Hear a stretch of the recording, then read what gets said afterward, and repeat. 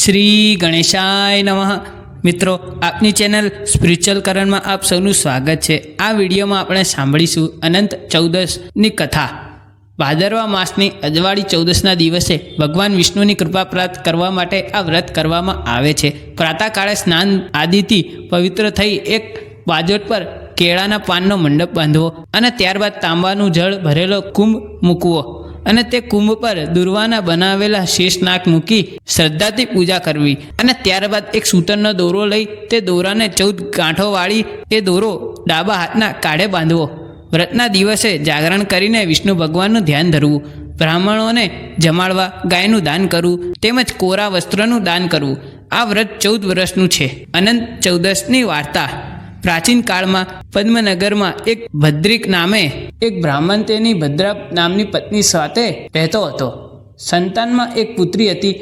પુત્રીનું નામ મેઘા હતું. પુત્રી 5 વર્ષની થઈ ત્યારે ભદ્રા મૃત્યુ પામી અને તેથી ભદ્રિકે બીજા લગ્ન કર્યા. તેની નવી પત્ની અશાંતિનો અવતાર હતી. તેનામાં ખૂબ જ ઈર્ષા ભરેલી હતી અને તેથી તેનું નામ અનસૂયા હતું. છતાં બધા તેને અસૂયા કહેતા અને અસૂયાએ ઘરમાં પગ મૂકતા જ પોતાના પતિને વશમાં કરી લીધો અને 5 વર્ષની મેઘા પર છાણા થાપવા માંડ્યા.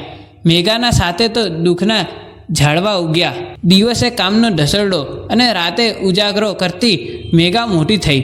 પોતાની દીકરીનો યૌવનકાળ આવતા ભદ્રિકને તેના લગ્નની ચિંતા સતાવા લાગી. પરંતુ અનસૂયા એટલે કે તેની નવીમાં દહેજમાં કાણી કોળી આપવામાં તૈયાર ન હતી અને તેથી તેના લીધે મેઘાનો હાથ પકડવા, મેઘા સાથે લગ્ન કરવા કોઈ તૈયાર ન હતું. એક દિવસ ઋષભ નામના એક ઋષિ ભદ્રકના ઘરે આવ્યા અને મેઘા સાથે પરણવાની ઈચ્છા દર્શાવી. ભદ્રિક તો ખૂબ જ ખુશ થયો અને મેઘાને તેમણે ઋષભ મુનિ સાથે પરણાવી દીધી અને મેઘાને પહેર્યા કપડે જ વિદાય કરવામાં આવી. આથી અસૂયાએ તો ટાઢે પાણીએ ખસ ગઈ એમ માની હાશકારો કર્યો. ઋષભ મુનિ પોતાની પત્નીને સાથે લઈને આશ્રમે જવા નીકળ્યા. રસ્તામાં નદી આવતા મુનિ તો તેમાં સ્નાન કરવા માટે ગયા અને નદી કિનારા પર બેઠેલી મેઘાએ કેટલીક સ્ત્રીઓને પૂજન કરતી જોઈ અને તેથી તેના મનમાં જિજ્ઞાસા થઈ. એ પૂછવા લાગી, બહેનો, તમે કોની પૂજા કરો છો? ત્યારે એક સ્ત્રી બોલી, ભોળી રે ભોળી, આજે ભાદરવા માસની અજવાળી ચૌદસ છે. વિષ્ણુ ભગવાનને રીઝાવવા માટે અમે બધા અનંત ચૌદસનું વ્રત કરીએ છીએ અને જે સ્ત્રી અભાગણી હોય તે જ આ વ્રત ન કરે. આ સાંભળીને મેઘા તો રડવા જેવી થઈ ગઈ અને તેણે પેલી બહેનોને કહ્યું, બહેન, તમારામાંથી કોઈ મને કૃપા કરીને આ વ્રતની વિધિ કહો. એક સ્ત્રીએ વ્રતની વિધિ સમજાવતા કહ્યું, બહેન, જો તારે વ્રત કરવાની ઈચ્છા હોય, પુરુષ સંજ્ઞાધારી એક અનાજ લેજે, રાંધીને અડધું બ્રાહ્મણને આપી અડધું પોતે ખાજે. એક સૂતરનો દોરો લેવાનો અને તે દોરાને 14 ગાંઠો વાળી ત્યારબાદ તેને કંકુથી રંગીને ચંદન ચોખાથી તે દોરાની પૂજા કરવી. ડાબા હાથે દોરો બાંધી શ્રી વિષ્ણુ ભગવાનનું સ્મરણ કરજે. મેઘાએ તો તે વખતે જ વ્રત લઈ લીધું. સૂતરનો દોરો ડાબા હાથે બાંધી પૂજા કરી. થોડી વાર બાદ ઋષભ મુનિ આવી પહોંચતા બંને આશ્રમ તરફ ચાલતા થયા. આશ્રમે પહોંચ્યા બાદ ગૃહસ્થ આશ્રમ માંડવાની તૈયારી કરી. ત્યાં જ ઋષભ મુનિની જ નજર પત્નીના ડાબા હાથ પર બાંધેલા દોરા પર પડી. આથી તેમને વહેમ થયો કે નક્કી આ સ્ત્રીએ મને વશ કરવા માટે આ દોરો બાંધ્યો છે. તેથી તેમણે તે દોરો તોડી નાખ્યો. દોરો તૂટતા મેઘાને ખૂબ જ દુઃખ થયું અને અનંત ભગવાનની પાસે ક્ષમા માંગી. દોરો દૂધમાં નાખ્યો. આથી ઋષભ મુનિના મનમાં વહેમ વધારે દ્રઢ થતો ગયો અને તેથી તેમણે દોરો ચૂલામાં નાખ્યો. જાણે અજાણે ઋષભ મુનિએ અનંત ભગવાનના વ્રતનો ભંગ કર્યો અને તેથી અનંત ભગવાન તેમના પર કોપાયમાન થયા. ઋષભ મુનિનો આશ્રમ બળીને ખાક થઈ ગયો અને તેઓ રાતોરાત ભિખારી જેવા થઈ ગયા. તેઓને ખાવાના સાંસા પડવા લાગ્યા. ત્યારે મેઘા પોતાના પતિને સમજાવતા કહેવા લાગી, હે નાથ, જાણતા અજાણતા તમે અનંત ભગવાનનું અપમાન કર્યું છે. તેથી આપણી આજે આવી દશા થઈ છે. તેથી ગમે તેમ કરીને અનંત ભગવાનને પ્રસન્ન કરો. આ સાંભળી ઋષભ મુનિને ઘણો જ પસ્તાવો થવા માંડ્યો અને તેથી તેઓ અનંત ભગવાનને પ્રસન્ન કરવા માટે વનમાં ચાલ્યા ગયા અને ચાલતા ચાલતા તેઓ રસ્તામાં એક આંબાના છાયે જરા વિશ્રાંતિ લેવા માટે બેઠા અને તે વખતે આંબો બોલ્યો, હે મુનિ, આપ ક્યાં જાઓ છો? ત્યારે ઋષભ મુનિએ આંબાને બધી વાત કરી. ત્યારે આંબો બોલ્યો, હે મુનિવર, મારા ફળ કોઈ ખાતું નથી તેમજ કોઈ પક્ષી પણ મારી ડાળે માળો બાંધતો નથી. તો મારા તો એવા શા પાપ હશે? તો મારા દોષનું નિવારણ પૂછતા આવજો. ઋષભ મુનિ ત્યાંથી આગળ ચાલ્યા તો રસ્તામાં ગાય મળી અને તેઓ ઋષભ મુનિને કહ્યું, મારા આંચળ ફાટ ફાટ થાય છે, પરંતુ મારું દૂધ કોઈ પીતું નથી.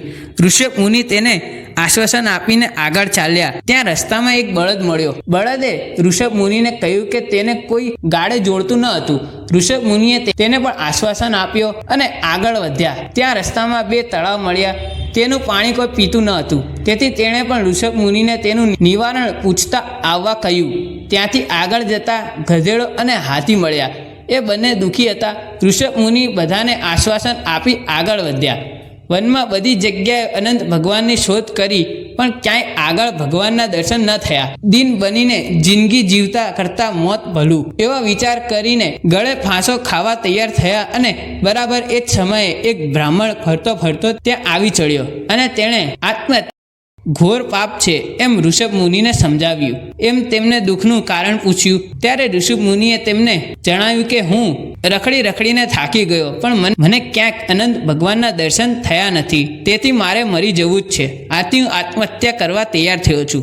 ત્યારે પેલા બ્રાહ્મણે ધીરે ધીરે હસતા બોલ્યા, જો તમારે અનંત ભગવાનના દર્શન કરવા હોય તો તમે મારી સાથે આવો. અને પછી તે બ્રાહ્મણ ઋષભ મુનિને એક ગુફામાં લઈ ગયો અને ત્યાં સાક્ષાત અનંત ભગવાનના તેમને દર્શન થયા. ઋષભ મુનિ તો લાકડીની જેમ તેમના પગમાં ઢળી પડીને કરગરવા લાગ્યા. તે સમયે અનંત ભગવાને ઋષિના બધા જ દોષ માફ કરીને આશીર્વાદ આપતા કહ્યું, હે મુનિ, હવે તમે તમારા આશ્રમ પલાયન કરો. શ્રદ્ધાપૂર્વક મારું વ્રત કરજો, સુખી થાઓ.